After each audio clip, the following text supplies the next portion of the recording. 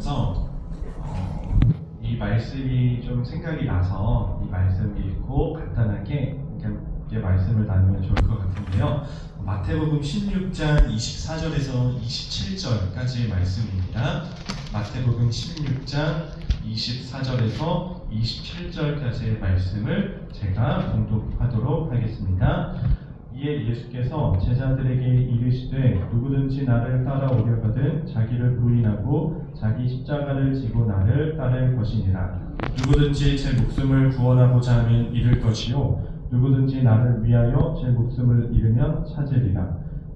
사람이 만일 온 천하를 얻고도 제 목숨을 잃으면 무엇이 유익하리요? 사람이 무엇을 주고 제 목숨과 바꾸겠느냐? 인자가 아버지의 영광으로 그 천사들과 함께 오리니 그때 각 사람이 행한 대로 갚으리라. 아멘. 아멘. 제가 처음에 이 마태복음 말씀을 이제 공부하고 읽으면서 참 부딪히는 말씀들이 많았는데 그 중 하나가 이 말씀이었습니다. 그러니까 예수님께서 이제 이렇게 말씀하시는 거죠. 누구든지 나를 따라오려거든 자기를 부인하고 자기 십자가를 지고 나를 따를 것이니라.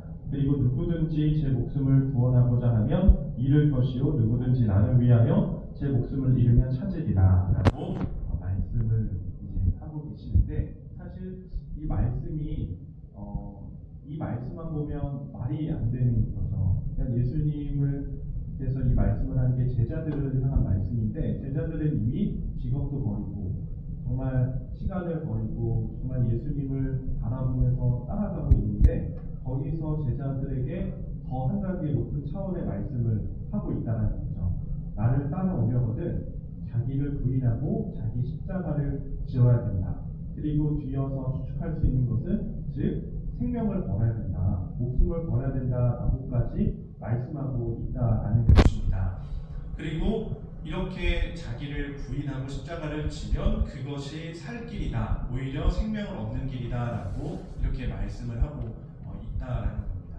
그런데 저는 처음에 이게 잘 이해가 되지 않았습니다.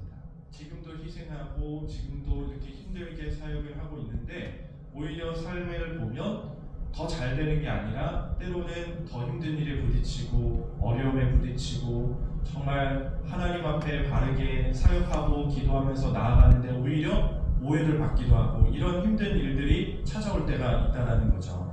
그래서 예수님의 이 말씀이 뭔가 역설적이다, 그러니까 온전히 이해가 되지 않는다라는 그런 생각이 들 때가 있었습니다. 그러다가 한참 나중 시간이 지나서 이 말씀을 보았는데 이게 역설이 아니라 맞는 말이라는 게 예수님께서 이 구절을 통해서 확인을 해 주셨는데, 그것이 무엇이냐면 27절 말씀이라는 거죠. 인자가 아버지의 영광으로 그 천사들과 함께 오리니 그때 각 사람이 행한 대로 갚으리라. 그러니까 하나님께서, 그러니까 주님께서 우리에게 희생을 요구한 게 아니라는 거죠. 사실은 우리가 주님을 만나고 나서 주님께서 불러주셨지만 우리도 자원하고 자발적으로 주님의 길을 따른다고 했습니다. 그때 우리가 생각했던 것이, 우리 선배 목사님, 선배님들도 마찬가지겠지만 어떤 대가를 바라고 시작한 게 아니라 주님을 사랑하기 때문에 시작했을 것입니다. 그런데 주님은 더 나아가 우리에게 말씀하신 것이 무엇이냐면, 주님은 인색한 분이 아니라는 거죠. 풍성하신 하나님, 은혜가 풍성하신 하나님이신데 그 은혜의 상을 하나님께서 갚아주실 때가 있다는 것입니다. 이 땅에 안 갚아주실지라도 하나님 나라에서 그 모든 것을 다 한치도 빠짐없이 모든 것을 기억하시고 갚아주시는 분이 우리 하나님이시다라는 것이죠. 그래서 때로는 우리가 사역하는 이 환경이 사람들에게 인정받지 못하는 그런 사역 환경이 있을 수 있고, 또 정말 외롭고 힘든 상황에서 사역을 할 수 있지만, 그러나 사람들이 바라봐주지 않는다고 해서 하나님이 바라봐주지 않는 것은 아니라는 거죠. 하나님은 모든 것을 지켜봐 보고 계시고, 그리고 우리에게 약속하신 것은 하나님께서 반드시 갚아주시는 날이 있다라는 것. 그래서 사역자들은, 우리 선배님들 보면 저도 그런 부분들을 다시 마음을 가지고 다짐을 하는데, 사람을 보면서 목회를 하는 것이 아니라 정말 하나님을 바라보면서, 또 하나님께서 우리 목사님들에게 맡겨주신 그 영혼을 바라보면서 사역을 하는 것이 굉장히 중요하구나라는 것을 제가 금성교를 다니면서 생각했던 그런 하나님이 주신 마음이었던 것 같습니다. 그래서 제가 생각하는 것은 다른 사람들이 바라볼 때는 정말 희생하고 있구나 라고 생각할 수 있지만, 저는 이 말씀을 근거로 해서 하나님을 위해서 손해보는 이것은 희생이 아니다. 왜냐하면 하나님께서 다 갚아주시는 것이기 때문에 이것은 희생이 아니라 오히려 특권이다라고 말씀드리고 싶습니다. 예전 이 선교사였던, 아프리카 선교사였던 리빙스턴이 이런 말을 했다고 합니다. 사람들이 그 아프리카에서 왜 이렇게 희생을 하고 손해보는 삶을 사냐, 그냥 편안하게 목회해도 되지 않냐 라고 이야기를 했는데, 그 선교사가 이런 말을 했다고 하죠. 나는 손해보는 삶이 아니다, 희생의 삶이 아니다, 나는 지금 특권의 삶을 살아가고 있다. 왜냐하면 하나님께서 이 모든 나의 사역들을 다 기억하여 주시고 기뻐하시고 또한 하나님의 날에 갚아주시기 때문이다. 그런 말을 담겼다고 합니다.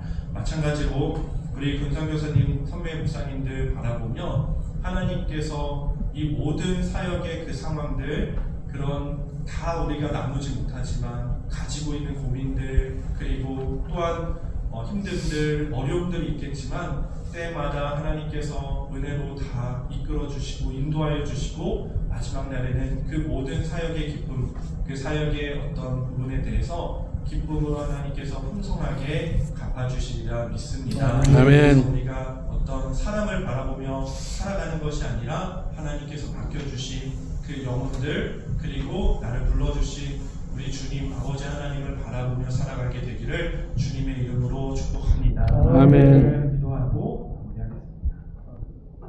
사랑과 은혜가 풍성하신 하나님 아버지, 참으로 감사합니다. 하나님, 정말 하나님께서 불러주시고 정말 병사들을 정말 구원의 은혜로 인도하고 있는 우리 귀한 금성교사님들, 목사님들, 하나님께서 은혜로 끝까지 붙잡아 주시옵소서. 하나님, 무엇보다 말씀의 능력을 더하여 주시고 복음의 능력 더하여 주시고, 하나님 정말 때로는 마음이 힘들고 어려울 때가 있지만 때로는 그때마다 낙심하는 것이 아니라, 때로 낙심이 될지라도 하나님의 오른손으로 다시 붙들어 일으켜 세워 주셔서 하나님 바라보게 하시고 영원한 하나님 나라 영생을 소망하는 우리 귀한 목사님들 다 될 수 있도록 하나님 함께하여 주옵소서. 간절히 바라기로는 우리 주 예수 그리스도께서 우리의 구원자이실 뿐만 아니라 우리의 주님 되신다라는 그 믿음을 더욱더 견고하게 하여 주셔서 오로지 주님만 바라볼 때 주님께서 모든 것을 채워주시고 인도해 주시고 함께 하여 주신다라는 것을 더욱더 깊이 날이 갈수록 경험하는 우리 귀한 목사님들 될 수 있도록 하나님 함께 하여 주옵소서. 하나님, 사람의 힘으로 하는 것이 아니라 아버지 하나님께서 주시는 지혜와 능력으로 행하기를 간절히 소망드리오며 거룩하신 예수 그리스도의 이름으로 기도드립니다.